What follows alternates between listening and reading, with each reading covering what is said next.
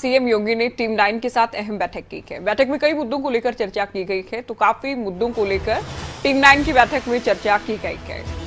तो लखनऊ से ये खबर आप जान लीजिए, सीएम की ओर से बैठक बुलाई गई। टीम 9 की बैठक रही। अलग अलग कई मुद्दों को लेकर टीम 9 के सदस्यों के साथ सीएम योगी आदित्यनाथ ने चर्चा की है।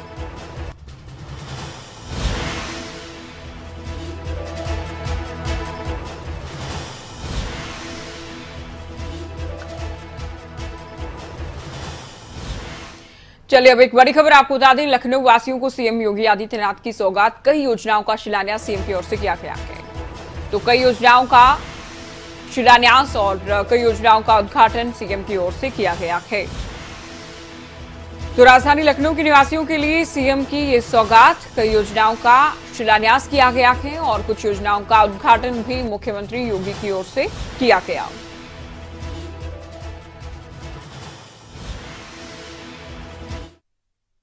जिला पंचायत के सभी माननीय अध्यक्षगण इस कार्यक्रम के साथ जुड़े हुए हैं। मैं सबसे पहले आप सभी का हृदय से स्वागत करता हूं, अभिनंदन करता हूं और ग्राम्य विकास विभाग को भी और पंचायती राज विभाग को भी इस बात के लिए धन्यवाद देता हूं कि उन्होंने ग्रामीण अर्थव्यवस्था को सुदृढ़ करने के लिए श्रद्धेय अटल जी की जो संकल्पना थी, जैसे उन्होंने 25 दिसंबर 2000 को प्रधानमंत्री ग्रामीण सड़क योजना के माध्यम से प्रारंभ किया था। उत्तर प्रदेश सरकार ने 500 आबादी के सभी राजस्व गांव और मजरों को कनेक्टिविटी से आच्छादित करने के बाद नक्सल प्रभावित उन सभी गांवों को भी जो 250 की आबादी से ऊपर के थे, उन्हें भी सड़क मार्ग से जोड़ने का एक अद्भुत कार्य तो समय पे किया ही। आज उन्हीं सब कार्यों के यहां पर उद्घाटन और लोकार्पण का कार्यक्रम पूरी भव्यता के साथ संपन्न हो रहा है, जिसमें हमारे सभी जिला पंचायत के अध्यक्षगण, हमारे सभी माननीय सांसद, विधायकगण इस कार्यक्रम के साथ जुड़े हुए हैं। सबसे बड़ी बात यह है कि इसमें एफडीआर की एक नई तकनीक को भी जोड़ा गया है। देखिए, होता क्या है कि हम लोग उन्हीं लकीर के फकीर बनकर के अक्सर सामाजिक, भौगोलिक और आर्थिक परिस्थितियों को देखे बगैर योजनाओं को कभी कभी बना लेते हैं और उसका परिणाम लोगों को उस योजना का अपेक्षित लाभ नहीं मिल पाता है।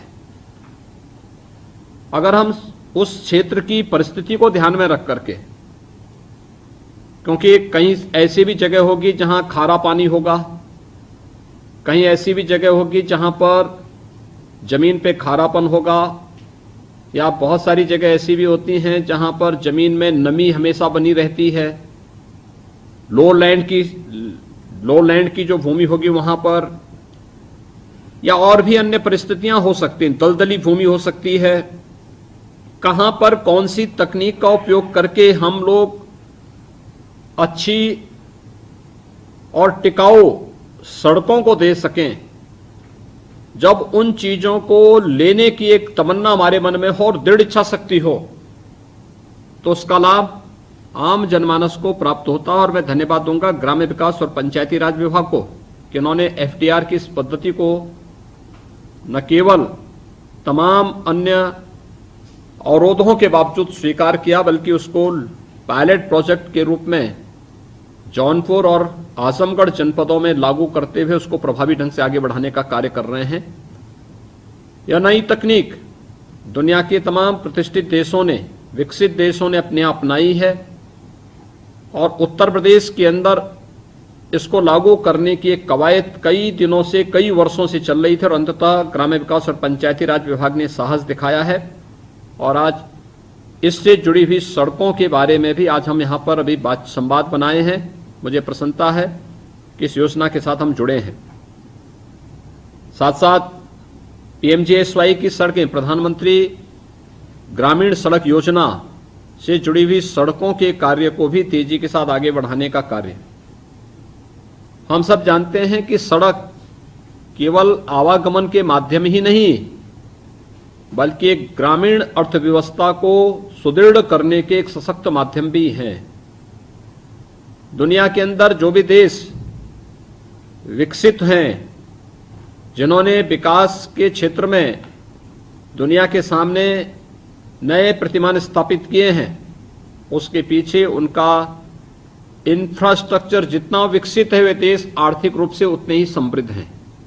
और उत्तर प्रदेश जैसे राज्य में, जहां पे लगभग 80% आबादी ग्रामीण पृष्ठभूमि में निवास करती है, उन लोगों के लिए आवागमन के अच्छे मार्ग नहीं होंगे तो स्वाभाविक रूप से हमारी ग्रामीण अर्थव्यवस्था कभी सुदृढ़ नहीं हो सकती। और ग्रामीण अर्थव्यवस्था को सुदृढ़ करने के लिए अच्छी सड़क और अच्छी कनेक्टिविटी अत्यंत महत्वपूर्ण है।